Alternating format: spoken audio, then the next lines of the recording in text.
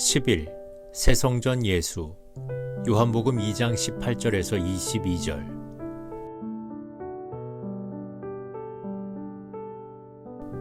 이에 유대인들이 대답하여 예수께 말하기를 내가 이런 일을 행하니 무슨 표적을 우리에게 보이겠느냐.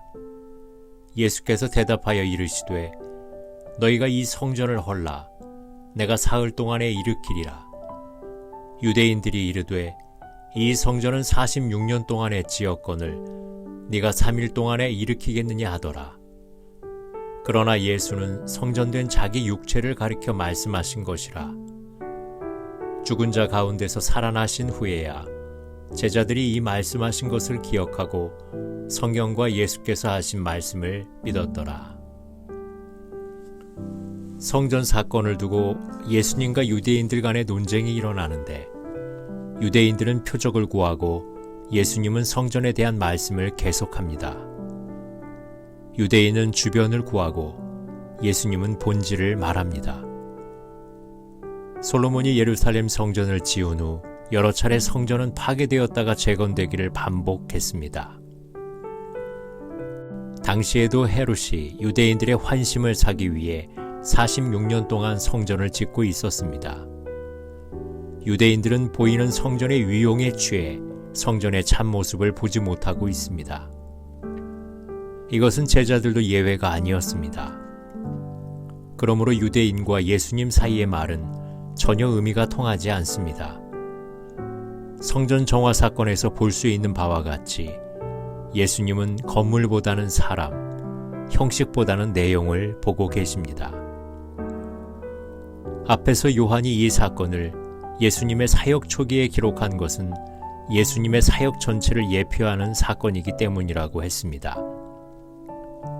성전을 무너뜨리고 사흘 만에 다시 일으키는 것은 예수님의 십자가와 부활을 예시하는 것입니다.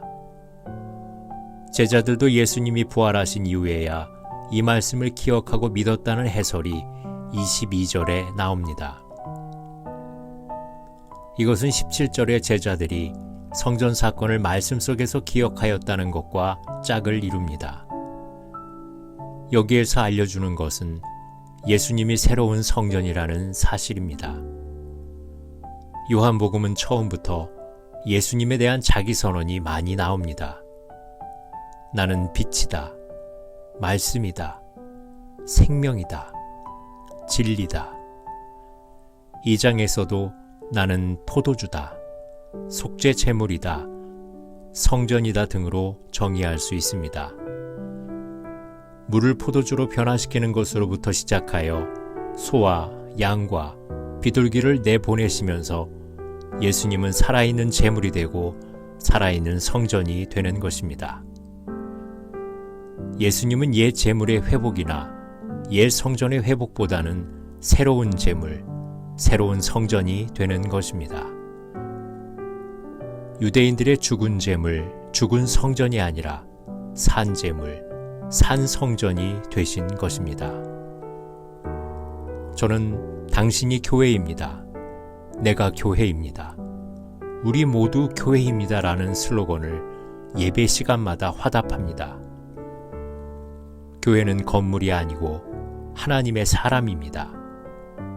참된 예배는 우리가 산 제물 되는 것이고 참된 교회는 우리가 산 교회가 될 때입니다.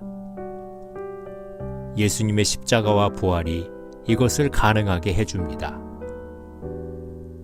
그러므로 성전 정화의 참뜻은 사람 정화입니다. 제자들조차 그 뜻을 알기까지는 오랜 시간이 걸렸습니다.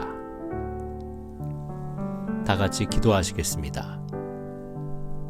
교회의 참뜻을 새기게 하시고 주님을 모심으로 내가 살아있는 성전이 되게 하시고 나의 삶으로 예배하는 산 제사가 되게 하소서.